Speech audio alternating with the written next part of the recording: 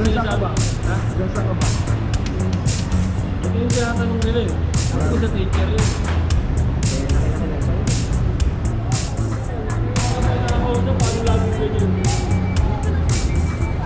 Tinatanong lang, ma'am. Tinatanong lang kita kung ano yung inanong mo. Wala tinawag. Tinatanong ko mo na lang yung number dito sa kapit.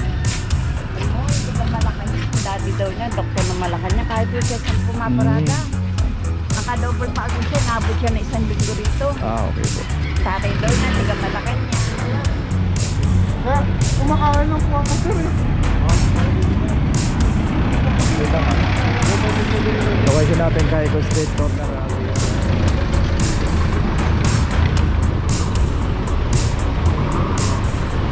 Kasi nilang gisna, ang kinagisna nilang dati, pwede tayo magparada kung saan saan.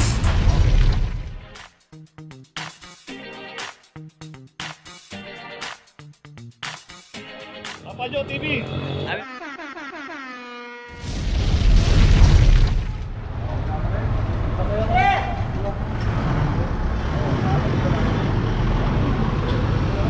Takbo. Tumakbo na si kuya pero hindi na abot. Torrentino Street Corner, Maceda, isang L300.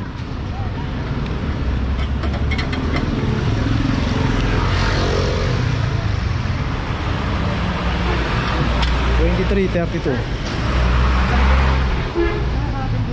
Ayun yung signage na parking clubbing zone. Ayun pa isang signage. Tatad ng signages dito.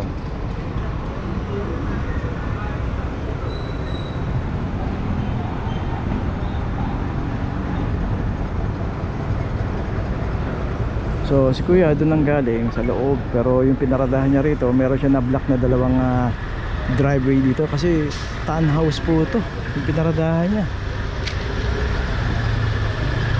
Okay, ito may notice na. Tuloy na tayo.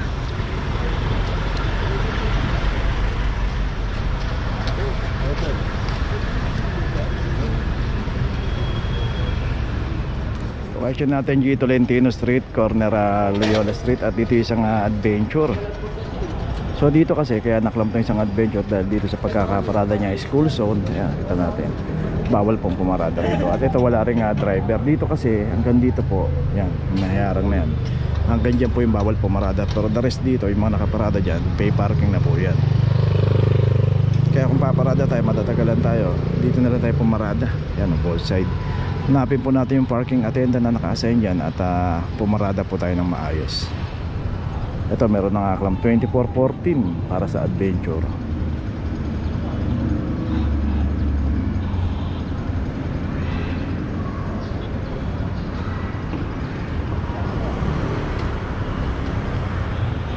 Oh, ito may notice na po rito.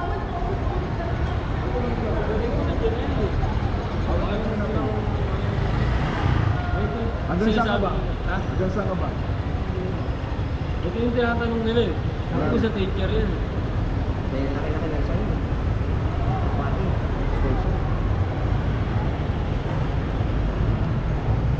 Pag sabi na sa kanila naman yun. Pwede naman sila.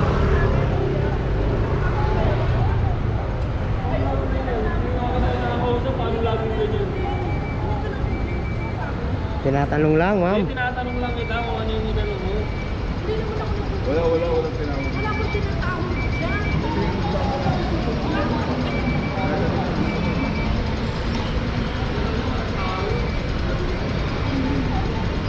Sulatan ba to? Oo.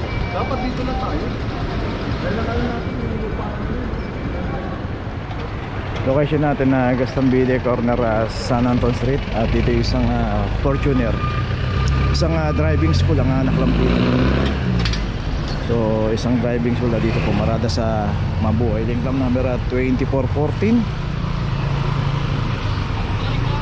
So yun nga, dapat pagka driving school tayo, dapat nagtuturo tayo sa mga tinuturuan natin mga gusto mag-drive. Pero kung tayo mismo nagbabiolate, pumaparada tayo sa mga bawal, eh paano pa yung mga tuturuan natin? So sana maging leksyon din sa mga iba na Marami pong pay parking dito kung magtatagal tayo. Andyan po yung De Los Santos Street. Andyan po yung Reten Street. Sa kabilang kanto lang pagpasok po natin yan, kaliwa tayo. Yung susunod na kanto, kaliwa tayo ulit. Pay parking na po yun. At least doon safe tayo. Kahit magtagal po tayong mga pumarada ron, ayos lang natin. At makipag-ugnayan tayo doon sa parking natin. Kasi dito po kasi pag nadaanan po tayo talaga rito, wala pong inaantay na 5 minutes o hinahanap yung driver. So ito may notice na. Tuloy na po tayo. Location natin San Anton, corner Gastambide. So ito yung mga jeep dito. Biyayang Divisoria, Moraida, Gastambide, walang driver. So itong naklam na jeep, wala pong driver to. Saka yung isa pang jeep dun, dalawa na. So dito rin kasi bawal din dito dahil alternate route to. Palabas po yan ng Earnshaw, yung dulo po ron. So yan yung De Los Santos Street. Pay parking po yan pagka kumaliwa tayo dyan. Yan tayo pumarada, magtagal man tayo, hindi po tayo makaklab dyan. Ito may club na isang jeep 2345. Asa kayo isa pang jeep dito.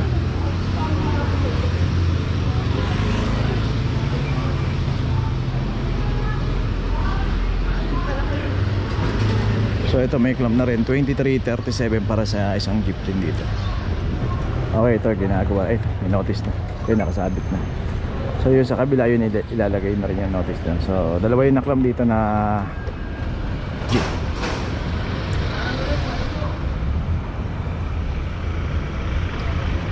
So yung isang jeep dito may driver.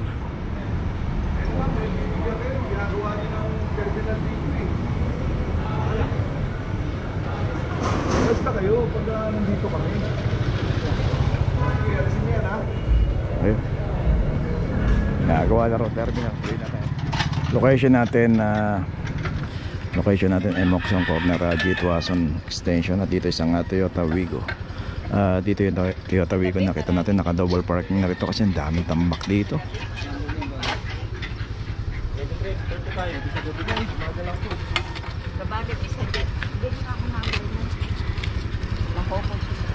Club number 2335 yun si ate nga. Mami ay pagbalik sa galing sa marami. Puro double parking pa na yun.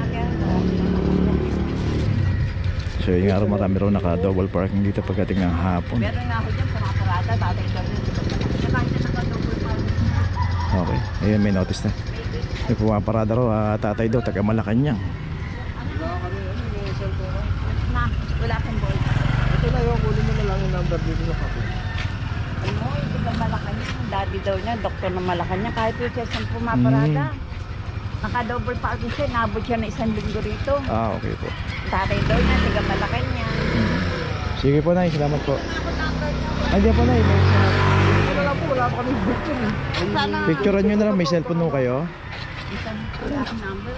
Ay, may number po doon. Nasa baba. Ayan.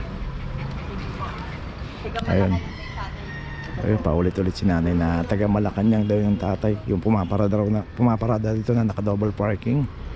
Kaso hindi na po inaabutan ng clamping operation. Mukhang hapon na ako dumarating dito yun. Okay, tuloy na po tayo. Location natin Kaiko Street, corner Piggy Bara. Dito isang Mirage.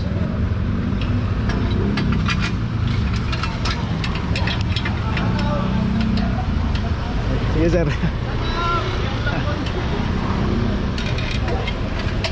Okay, ito may club na 2407 para sa Mirage.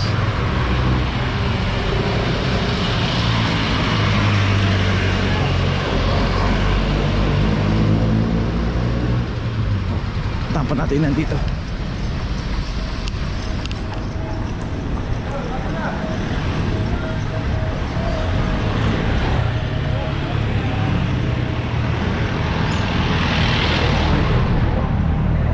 Okay, Sportivo 2329.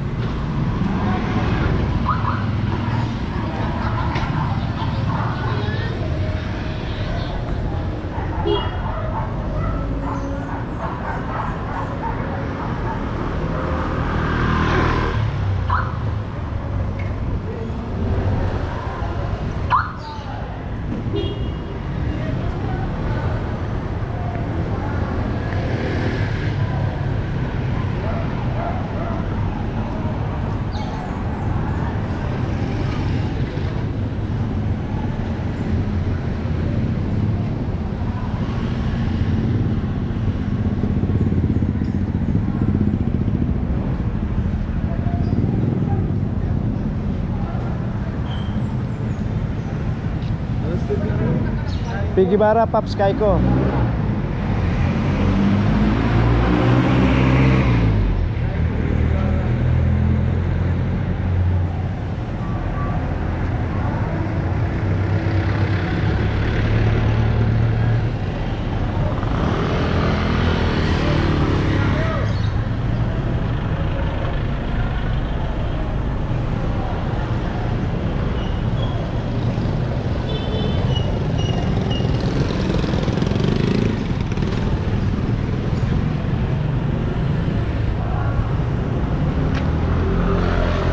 Okay, ito may notice na rin. Tuloy na po tayo. Sir, kumakain lang po ako, sir eh. Location natin Kaiko Street, corner Loyola. Dito isang Bios, 2330. Dito nga si sir kumakain daw. Dapat tukat yung marami.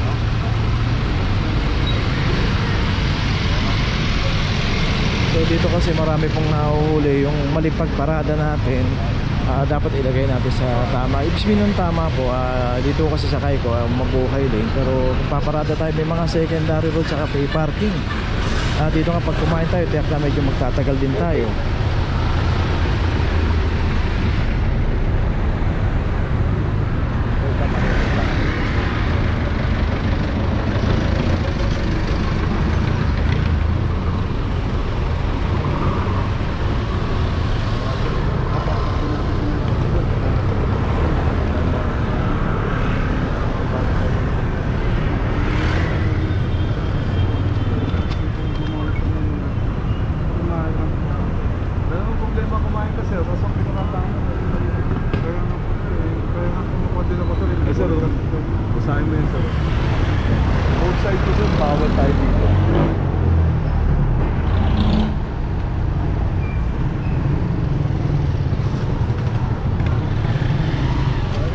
So, meron pang isang anak lang din dito.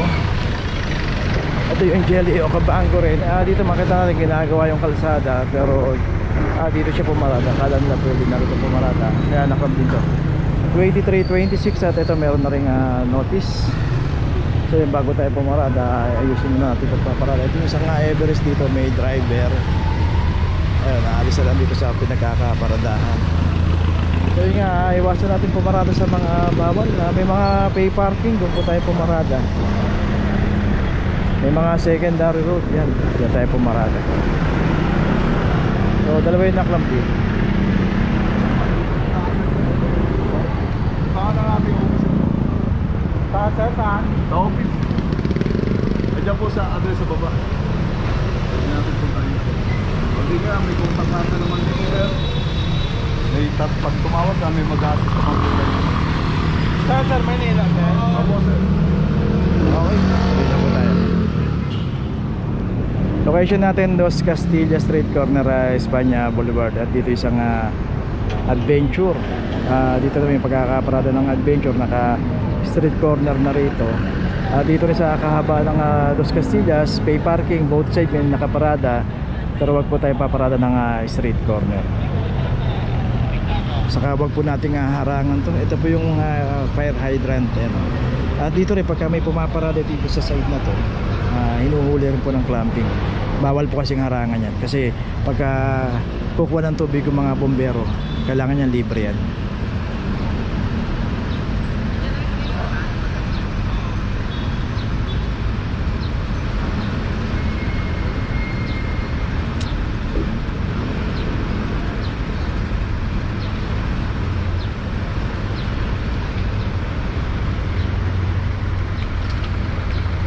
Okay, itong adventure may notice na, tuloy na tayo.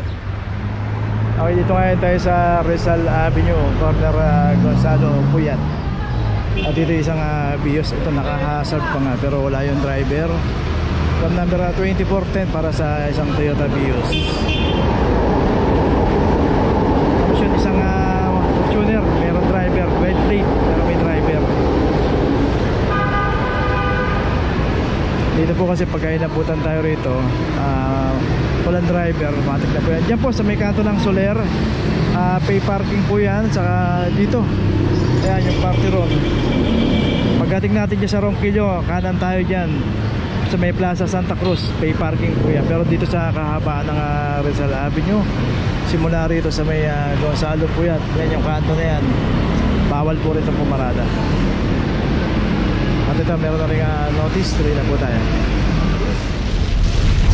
Okay, nandito na ngayon tayo sa opisina ng clamping, sa impounding dito sa Central. Dito na po nagtatapos ang ating vlog. Maraming salamat po sa mga subscriber, sa mga viewers, sa mga napadaan po sa ating channel. Maraming salamat po sa mga suporta nyo. Sa mga hindi pa po nakakapag-subscribe, subscribe na po tayo mga kabayan. Maraming salamat po. Mabuhay!